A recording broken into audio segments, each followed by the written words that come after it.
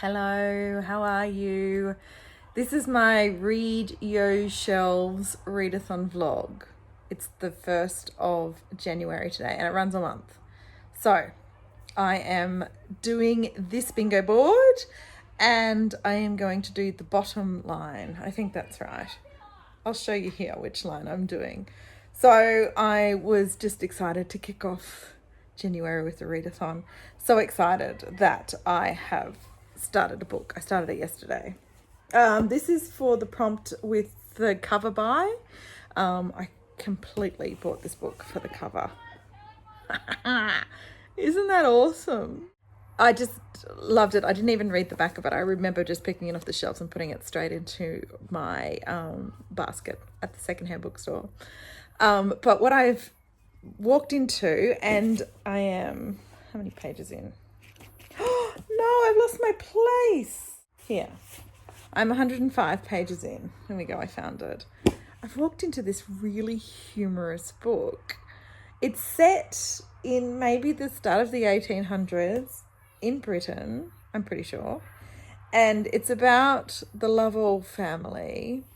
The opening part is this scene with this boy who works for a woman who's obviously illegally aborting children or something to do with helping women who are pregnant in bad circumstances, obviously. And he gets given this package and told to walk and dump this package. Anyway, we find out in this package is a baby, and Lord Lovell drives past, collects this baby, takes it home. There's all these issues about him having an heir because he's the last one in line and his sister has died and his mother's on her deathbed. Anyway, he just pronounces that this baby will be his heir, and he's a quirky dude. They are extremely filthy rich, but there is so much humor in the way that the manor is written about and all the little jobs and the people that surround Lord Lovell and what he's doing. And I am finding it really, really entertaining. I am completely entertained and really enjoying this quirky story.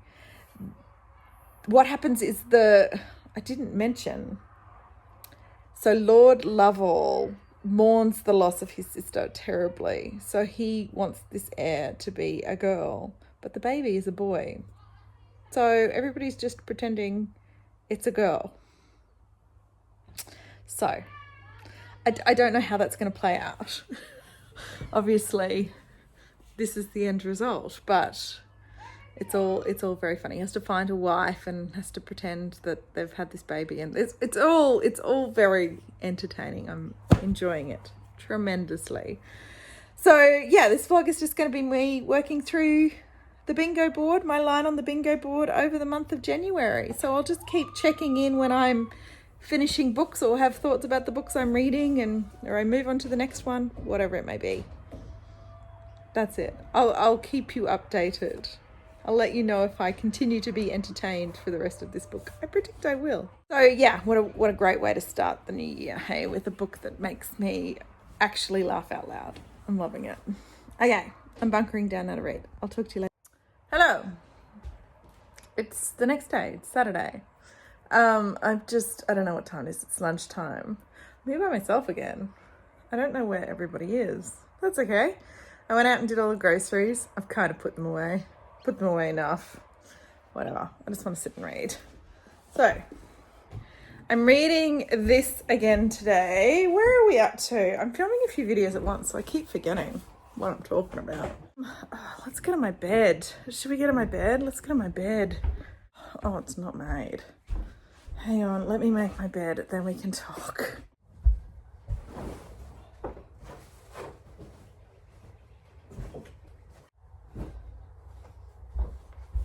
$20.21, I'm getting those big European pillows and having a heap of pillows on my bed. So I love to sit up in my bed.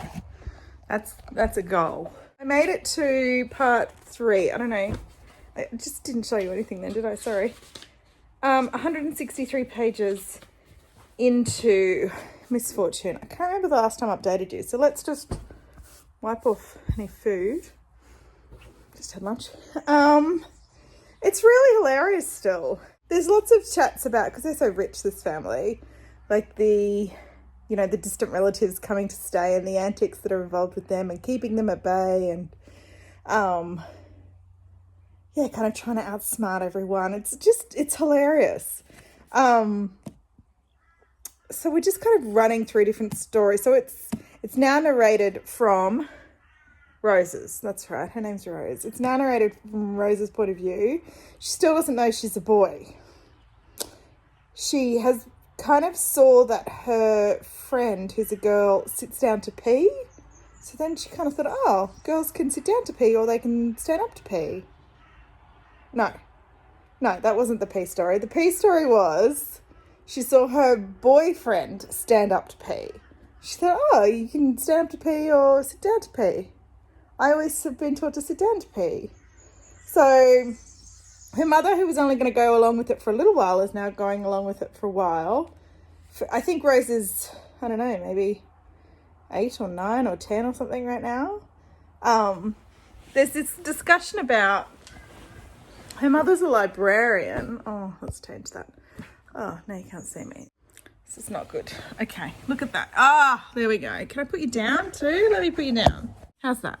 Her mother's a librarian and is obsessed with this poet who talks a lot about genders being made in people, that you are born without a gender. Like you're born with a certain type of body, but your mindset and what gender you are and what things you enjoy and all of that sort of stuff is created by the people around you and the experiences you have. So she's really into that. And so I think this is an experiment for her, which doesn't sound nice. She's very much in love with her daughter. Anyway, it's still got that undertone of hilariousness and I'm enjoying it a lot. Yes, I'm going to make the most of reading while nobody's in the house. Maybe have a nap. Oh, this is going to be fabulous. I'll talk to you. Hi, next day. I fell asleep yesterday reading this book and I didn't get much read at all. So a big day ahead of getting to the next part. So far I've spoken about this book mainly in like a hilarious undertone kind of way, and it was done really well. And the hilarity was kind of around the setting and the hall and the servants and the people that worked there and how people with money behave. But this part, which is called Metamorphosis, has taken this really, has brought a real depth to the story and to this character of Rose, because we're from her point of view now and she's starting to understand the difference in her physicality and things like that, and how her father has approached that, because he was the one that wanted her to be a girl. And there's this real kind of unsettling sadness. She's moved into her teenage years, so that's always a time for questioning, right? And what the author has done really well is move from that hilarity and that kind of fun space into something that's more questioning, more interesting in terms of character development. I mean, Rose has it's blooming into a person as we read, and her questions about herself, her self-awareness is blooming as well. It's done really well and I'm really enjoying it. The hilarity's kind of moved on in a way, and even when we talk about people that we were laughing about before, like the extended relatives, we're now talking about them in a way of how they're relating to her, how she's seeing them, how she sees them fit in, and how she needs to behave in front of them. And I'm developing a bit of a sadness for Rose in how she's being kind of duped in a way. So there's that part of it, but there's also this part of what makes a person a gender, and that exploration is very interesting as well. And her mother is, like I think I've said before, is experimenting with these ideas, but at the same time really restrict, so wanting her to be a girl, not wanting her to be whatever she wants. she needs her to be a girl in order to fool all of these people and keep up the charade. So she wants this gender fluidity, but at the same time she's boxing her in order to keep up with the lie that she's been telling. So it's there's so much more depth and intrigue to it now, and the author has done a really great job of moving me into that space. So I'm really enjoying this. So I've got to that little second, the green. Yeah, that didn't make any sense. So I've got probably another 80 pages to read of this, and then I'm going to put it down, and then hopefully pick up another book and get that finished. It's a big weekend. Okay, it's a big Sunday. I've got things to do as well. How are we going to do this? I'll let you know how I go. I'm just so desperately sad. I made it to the end of the next part where I wanted to get to this weekend, but oh gosh, this is just devastating now. I went from this being just such a funny gay book to just really affecting me, and I am so involved with Rose as the character, and so aware of her thoughts, so aware of where she's at. It's just completely sucked me in. The writing has completely sucked me into this character, and I feel very involved in this story. It's great. It's really good. So I guess I'm halfway. I'm going to put this down now, and I have to do some work. But then I'll pick up my next book in a sec. I'll let you know. Second game Pokemon for the day. 4. Oh my gosh! Got me. Okay, so this is my first day back at work, and it's a struggle, let me tell you. So I'm just taking it very slowly. I've done a bit, maybe an hour, but I need a break. I haven't looked at screens like that in maybe 10 days, 2 weeks. It's really intense, isn't it, when you get back and you have to stare at a screen and numbers and spreadsheets. Ugh. Okay, my next book for the Read Your Shelves bingo board line that I'm doing is for the short book, and I chose Tira Lira by the River. This is an Aussie classic. I don't know when it was first published. Let me find that out. Okay, so this was first published in 1978, and that year she won the Miles Franklin Award, which is pretty good going. And then I think it said she won it again for another book a few years later. God, yeah, 2 years later for her other book, The Impersonators. Anyway, I've never read anything by Jessica Anderson before, so I took this opportunity with this bingo board prompt to pick this up.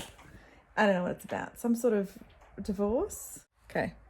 It's about her escaping her life, trying to find herself. Here we go. I've got 141 pages of this to read, and I would like to do that before the day is out. So let me just get started. Where's my water? Oh God, where's my water? I've lost my water at least 5 times today. Oh, there it is. Okay, just let us, you don't want to hear this nonsense. I'll speak to you once I've gotten into it and let you know my thoughts. Okay, I'm in bed. I've read 16 pages. Oh, I just hit myself on the eye. Oh my God. I've read 16 pages and I wanted to finish this today. So there's that. Work, kids, that sort of stuff. It's now 7:15, so I'm going to try and read as much as I can. The writing's great. It's really, really great. It's my kind of writing. So hooray to that. I just need to stay awake long enough to enjoy it all tonight. Oh, leave it with me. Hi, it's Monday night. Yeah, and I finished. I didn't really talk to you about this as I read through, but it is a short book. So this is my short book prompt. Tick, done. We've read one book on the bingo board. Hooray. This is great. I think I said that I loved the writing. I can't remember what I filmed and what I haven't, but I loved the writing. I'm going to read all of her books for sure. being such a short book, I got completely connected to Nora, the main character. It's just her reflections on life, really. Reflections on what she wasted time doing, what she missed, what she could have developed more. Made me really pause and think about things.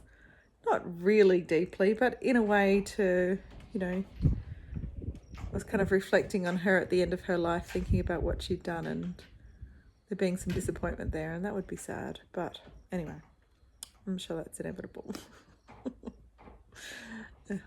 I'm sure I will reflect on how much time I spend cleaning and wonder why I didn't get a cleaner. Anyway, beside the point, really enjoyed this. A new classic Australian author I didn't know before, so that's very, very exciting for me. Hooray. I am kind of doing some other book reading stuff for the next week or so, but I'll talk to you. Weird when Denny walks past when I'm talking on the camera. But I'll talk to you when I come back to the Read Your Shelves stuff, because I have a month to read these 5 books or so. I'm trying to use my time wisely. Okay. Think about it. It's worth picking up. Okay, good night. I'll speak to you when I'm picking up the next book. Hi. I don't know how many days later. I've lost track of this vlog, but I'm just going to update you every time I read a book for the Read Your Shelves Readathon. I read the next part in Misfortune, and it was incredibly moving, and Rose got to the end of the last part. She left, and sort of this was this really great summation of where she went to and what she did, and the kind of conclusion she came to about her mistreatment by her parents, and how they had used her for their own gains and for their own dreams, and that resulted in her being really messed up.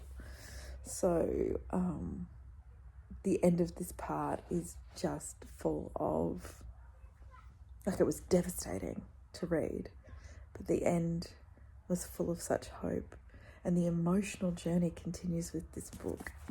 I mean, this writing is so good in taking me through all of these ups and downs through this character's life. I'm just completely in awe of Wesley Stace. When I finish the book, I intend to find out more about this author, that's for sure. But yeah, that's just my update on the next part. So I have just that little bit to go, so not long. I'm at the start of Doris's from Aldi Books, her mid-month book bash, which is just about cramming for 4 days. I'm trying to read 24 hours, so it's a good chance to get this finished. So my next update will be when this is all done. I'll talk to you then. Hi, I come to you having finished Misfortune. Whoa. This was so amazingly written, so amazingly planned out, except for one little flaw, or one kind of big flaw. This was an emotional read. I kind of am reflecting back on my first impressions that I bought this for a cover buy, and I was like, oh, how fabulous is this? Like a man and woman's clothes, and how quirky and whatever. And I'm not regretting saying that, because that was my first impression, but this is so much more. This is an emotional exploration of a person who was experimented on, and then the reconciliation of how they can be in their own skin but live with their soul. Does that make sense? And I don't know many things about transgender politics. I don't know many things about, I haven't read any points of view before of people who change their gender. Is that what you say? See, I don't even know. So this was a huge eye-opener for me. If you have any recommendations on great books written by or about this subject, that would be awesome. This subject that's so impersonal, about people who changed, who are transgender, that would be amazing, because this was so emotional for me to read. I think that the difference here is that this person was experimented on and was part of a need of an emotional, was the product of an emotional need by their parents. But the way this was written, the emotion was amazing. I was taken on a huge journey with this book, and it's a 500-page book, but what I went through just kind of felt like I was being pulled through these rhythms that were orchestrated for me by an author, and I found that really clever and interesting. The end, and if you know me, you know I hate this. There was a huge coincidence which tied everything up neatly in a bow. That is not how I roll, and I would have been much happier. I think the bow was already tied up for me. I was already really satisfied. And what happened, there came a mystery that wasn't really a focus. It was just kind of in the background, and the ending was this, the reconciliation of this mystery, and kind of the aftermath of all that. I don't think needed to happen because of the coincidence was there, which put a bit of a taste in my mouth. But brilliantly done, just brilliantly done, and so thought-provoking for me. I am forever going to be grateful to Wesley Stace for opening me up to these, these different ideas, these different emotions, and sort of this perspective that I've never had before. Super, super pumped to have read this book. I would highly recommend it. It's a 4-star.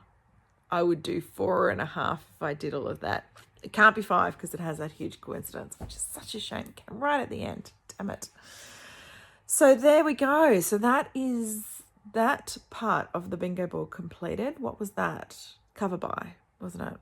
Which I regret now. Which now just seems so frivolous, and like I'm dismissing the essence and the depth of this book. The layers in this book are amazing. And I don't want to dismiss it as just an amazing, funny cover. Like, that is so wrong on so many levels. It is so much more than that. But I picked it without knowing. And part of a good book, isn't it? It's kind of changing perception, opening you up to new ideas, opening you up to be able to see things from other people's eyes. I've always said that reading promotes empathy, and that empathy will change our world. I believe it. Anyway, so that's 2 prompts down for the Read Your Shelves. I'm doing good. I have no idea what's coming next. I'll talk to you when I know. Okay, we're ready to start another book for the Read Your Shelves. This is, what was this prompt? It was like, I'll put it here, but it was something like my favourite author, something like that. Revisiting a favourite, I think. And Sophie Laguna is one of my super favourites. She's an Australian author. Love her books. I've read all of them. Oh, yeah, I think I've read all of them. She writes children's books too. I haven't read those.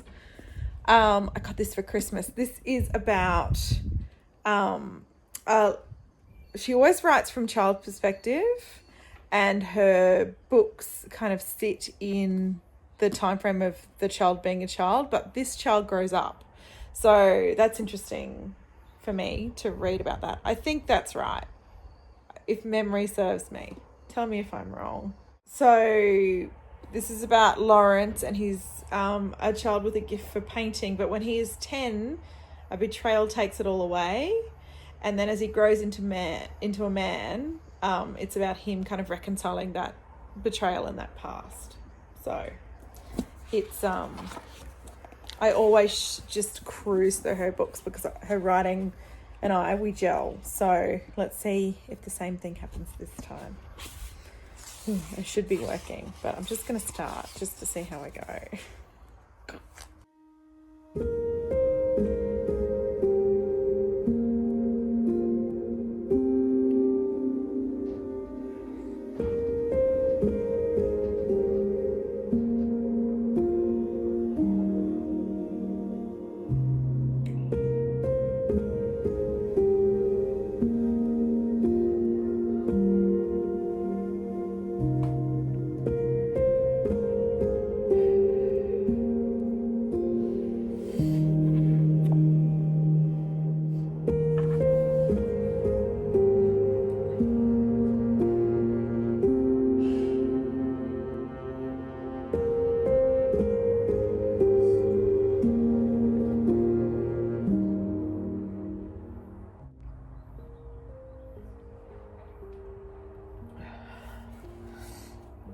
if you guys have ever seen me read a Sophie Laguna book before, you will know that this happens every time.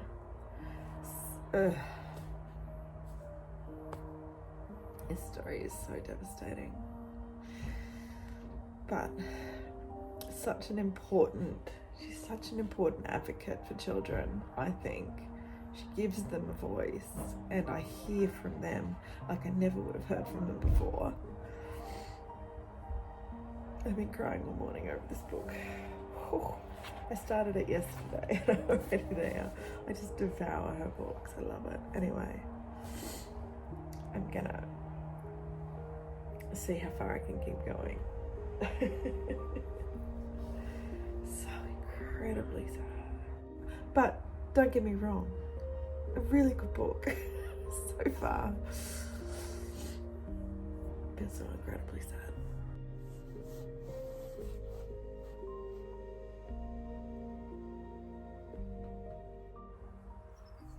Oh gosh.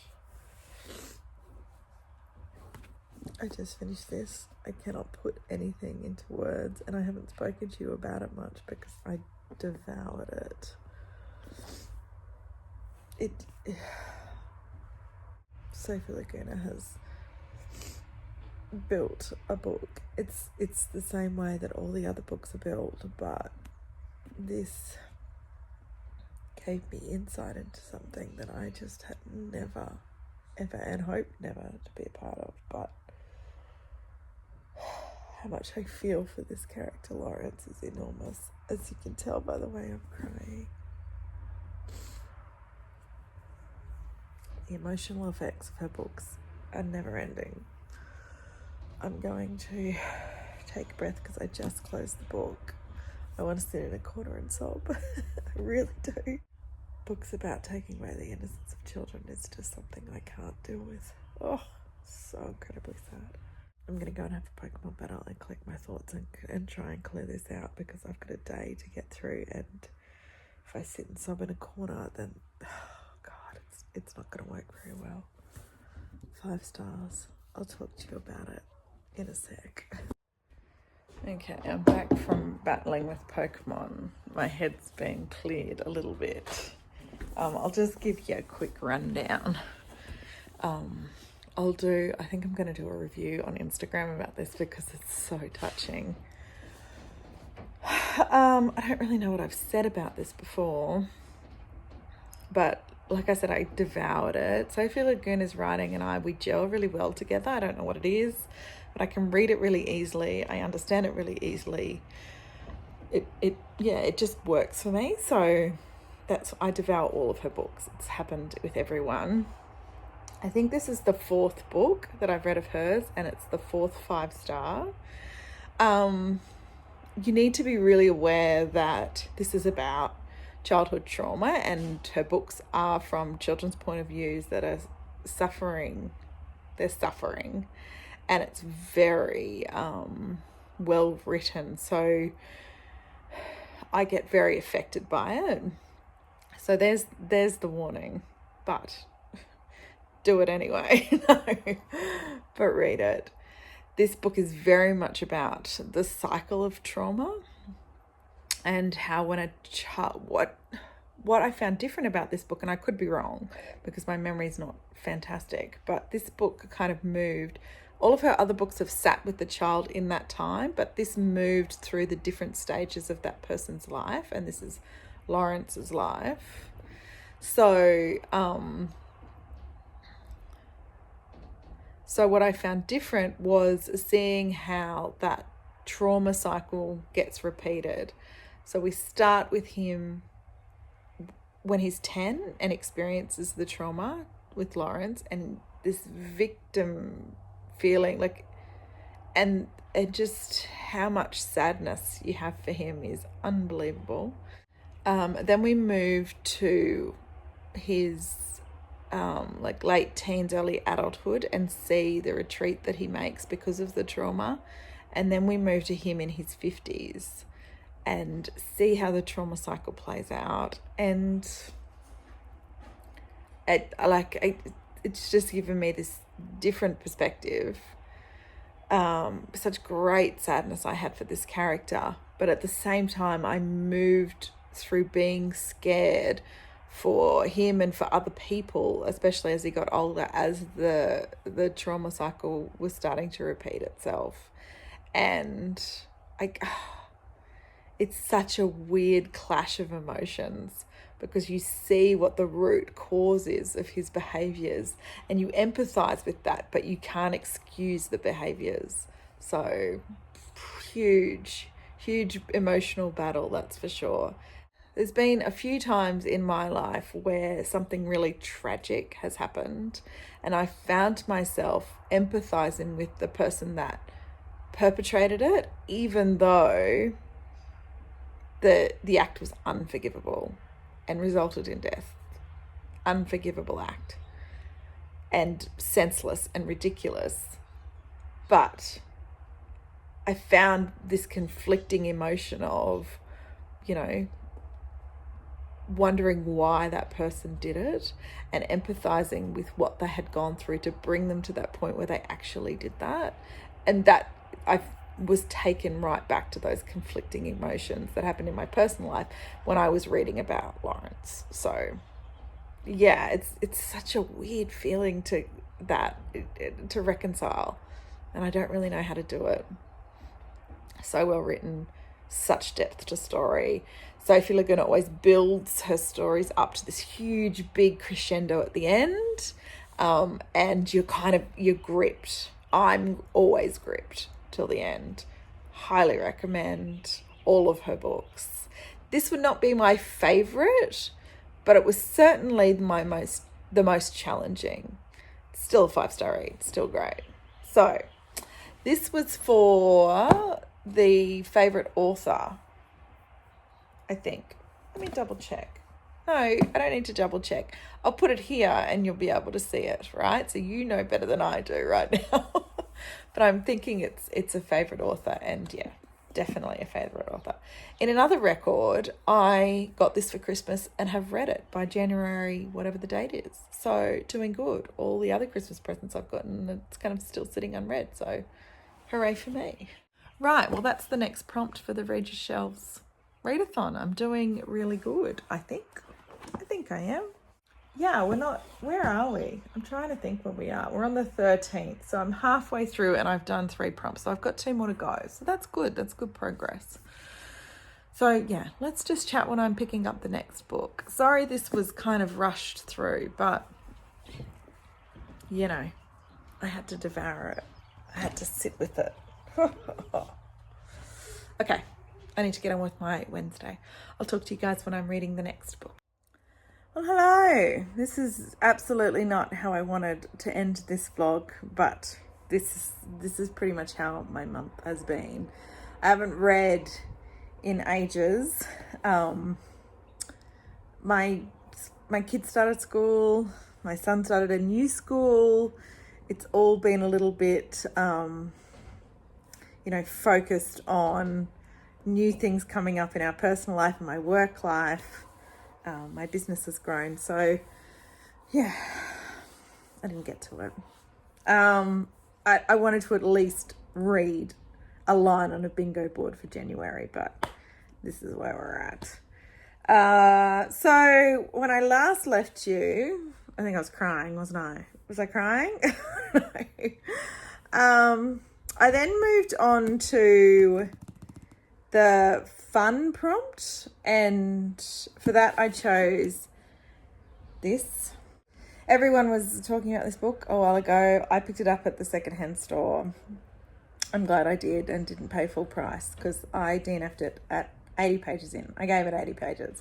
But, at this point I've heard the making of rumours and the Fleetwood Mac story enough that I don't need to read a made-up version of it. So I wanted to try and read until Daisy Jones joined the Six, but couldn't be bothered. Hollywood, famous people, that sort of stuff doesn't interest me. I have no desire to know about it in any way, shape or form. So I should have known that this just was not going to be a Natalie book, and it certainly wasn't. So that was a bust. And that kind of maybe was the last book that I intensely read. And then for where did I get it from, or was that the last prompt on that line? I picked up this, The Life of Houses by Lisa Gordon. This is an Australian author. I would have picked it up because of the cover, which I love, and also it was blurbed by Helen Garner, who I love. And I am this far in, and I started it maybe a week ago. So the writing is intriguing and interesting. It's about a woman who kind of ships her daughter off because she's having an affair. No, she was having an affair, and the guy left his wife, so now they're all sweet. The opening scene is them sitting in a restaurant, and he's left his wife and he's come to her city and moving all his stuff in. It's the first time they've seen each other since it all happened, and it should be this like really exciting moment, but it's filled with awkwardness and anxiousness, and they've become reserved. And so that kind of, the way that Lisa Gordon talked about that kind of, or described that move from, you know, the affair state to the actual reality state was quite interesting. So loving the writing, really loving the writing. Very Helen Garner-esque, actually. So I didn't actually complete a line on the bingo board. I only read 3 books. And I had all month to do it. But December and January, I'm just going to have to write myself off when school holidays are here because it's just impossible. So my kids went back to school last Thursday, Friday. It's Sunday, the 31st today. So they've only been back at school 2 days, and that was just a complete catch-up time. So the Read Your Shelves readathon didn't work out as planned, but I got to read some great books. Only some great books. I didn't make bingo, but that's really okay, isn't it? So I hope you enjoyed the vlog of the books that I actually read. I'm sorry, it's a bit of a downer that I didn't actually complete the tasks for the readathon, but you should all expect that by now. Right, I need to go and work. It's a Sunday. Denny's taking the kids out. I need to get a lot of stuff done. So no reading here, but I'm signing off on this vlog. It'll be nice to chat with you in the comments. And fingers crossed February is going to be a bit more exciting. Okay. I'll talk to you guys in the next video. Bye.